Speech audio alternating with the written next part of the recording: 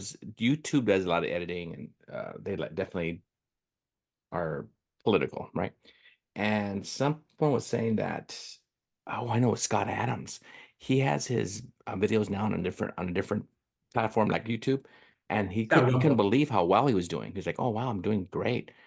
It's Rumble. Rumble, it was Rumble, and I thought, wow, and he made it kind of an assessment or a point that, hey, maybe YouTube won't even be around like it is in a few years, like it is Yeah. now, just because they do things like that. They edit. I heard Rumble from another source that Rumble is looking better now than YouTube in some ways. They do a better live chat than YouTube, but yeah, it might end up being the case. There isn't anyone they can't talk to.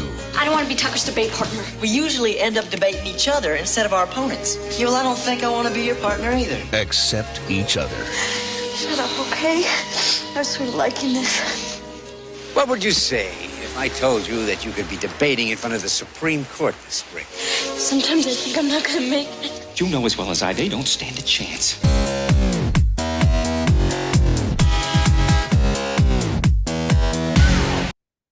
You're listening to Pod and Deliver.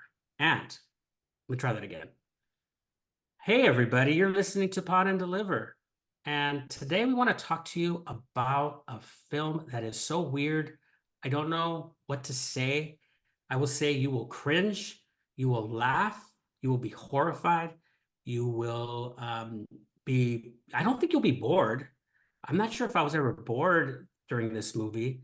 It's called Listen to Me, 1989 film starring Kirk Cameron and Roy Scheider. By the way, let's get this out of the way. Kirk Cameron has the worst haircut in the history of cinema in this film. What can you say? It's an 80s film through and through. Let's talk about the bad things and get them out of the way. The overemphasis on sex and sexual conquests is very 80s. It just feels it. The music, the bad music and the videos, all part of those 80s films. I know Generation X thinks 80s was just about good music. I'm sorry. There was a lot of bad music, people. Stop with this worship of the 80s. And yes, there was good music too.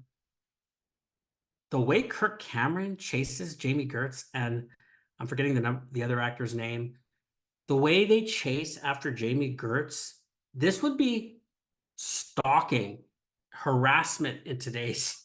It felt too much. Let her go. She's not interested.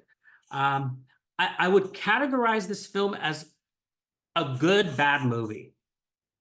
Have you seen Roadhouse? That's a good bad movie. You watch it and it's kind of ridiculous. So these are people who are in college, they're college students, and they're on the debate team. They have a teacher. So this is a teaching podcast, Roy Scheider, who kind of guides them as they work up to the big moment where they debate the top debate team in the country, college. Of course, it's going to be Harvard. And what happens in the ensuing adventure to get there. But it's just ridiculous. At one point, Kirk Cameron walks in. He's a freshman in this debate team, and he looks at Jamie Gertz and says, I know you. I studied you for years. You're at the top, acting as if, this is like the big leagues. And, he follows them on, on the website, on newspaper. There weren't websites back then. But what is this? Come on. He's studying great debater. She was like in high school. There's no such thing. Or maybe there is. You know what? Maybe there is. It just feels fake. Yeah. Maybe in the Roadhouse, these guys studied bouncers. And they studied what this is the best bouncer in Arkansas, but the best bouncer in Kansas City is this guy. That's how it felt. It felt ridiculous, but it's weirdly watchable because it's so silly. Okay, the good parts. He's a good speech teacher. He is. He lets them argue from both sides. You have to do that to be a better speaker. He emphasized taking that other side. These were real debates too, and I could see a pro-life person being pretty happy. I mean, this is as close to a pro-life movie as you can get. Students were laughing in the class. They were having a good time. Get your students to laugh. We haven't talked about laughing very much, But remember, it's not you doing stand-up or you roasting them or you doing this or that. It's laughing as it relates to the material as best you can, not being the center of attention. Having said all that, don't waste your time watching this movie. Please give me a break. You know, Ruben, first off, I'm totally agreeing with you regarding uneven, because at first you say, hey, there's some positives, there's some negatives or pluses and minuses. I felt the same way. There's a couple elements, and I'll share in a minute, regarding taking some things out as being a teacher, because I thought there was a couple good things. The best part was Schreider. Schreider's a great actor, so I was thinking when I was watching it, Ruben, like, I wonder if he just a couple times sat back during takes and goes, "What am I in? This is like, there's some bad acting here." And you mentioned the music. There was great music in the 80s, but this soundtrack was terrible. It was, there's another movie I just watched recently, I won't share, but I said, wow, the music still works. And it was like 25, 30 years ago, and the music still was great. This music was awful. I don't know who did the soundtrack. I can't remember if I saw that. The hair, of course, is all 80s. You say, okay, but it was just so dated. I think you could only get this film right now on YouTube anyway. And so it's not a film that you could easily have access to. But you mentioned about the abortion piece. It wasn't that it was like there was some like pro-abortion. It was that it was even. And most things regarding things that are conservative, it's pretty one-sided in films, pretty liberal. I mean, let's be honest. I can't think of any films that you go, oh, that was pretty conservative film, unless it was done by Christians. If they're conservative, not all Christians are conservative, but if they were. And so this one's just even. It's fair, because both arguments, because this is about a debate team going through beginning of the year to the end. I will say this about the teaching piece I liked, Ruben, is that in the beginning of the film, Roy Scheider tells his new students, the rookies, I guess, or the freshmen, saying, hey, I could only take 15 of y'all, right? And so he gives them a chance to give like a 2-minute impromptu speech. And I teach that for my academic decathlon students, and I like that piece because they gave some really good little 2-minute speeches. And I know I will use that. But the part regarding the relationship between the teacher and the students, it got a little too and that happens sometimes when you're a coach.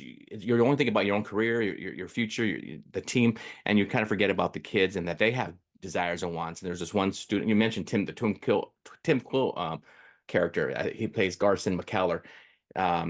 He wanted to do something else, and sometimes coaches and teachers forget about that. Kids have other interests, and let them be a young person and go explore those areas. Don't be, as a coach, let them have other interests. And I coached softball, Ruben, for about 3-4 years, and I realized, wait a minute, these girls, softball is not their number one thing. Like you and I, when we were kids, baseball was everything. To them, that was just one of 10 things that they loved, and just let them do it. Let them enjoy that. But yeah, it was hard. It is not too hard for me to say, don't go watch this film, because it's not a film that you want to see. However, there are a couple of elements that you would say, okay, I like that. That was good. But Kim, my wife, was watching with me, and she's like, wow, this is pretty awful. But there were some good things. But yeah, that being said, no, don't go see this. I do want to mention that it was strange. It's Roy Scheider who said, yeah, he didn't want you, like you mentioned, he didn't want this student to pursue his writing, just stick to debating, which is very, very silly, especially if you understand language and writing, is that one feeds into the other. Writing feeds into speaking, speaking into writing. He shouldn't have made no sense to have him say, no, don't focus on that. No, you could do both, sir. You could do both. It's going to help you. It's going to help your writing if you're a good speaker. So another little teaching anecdote that you'll only get here on Pod and Deliver, everybody. And we'll see you next time. Bye-bye.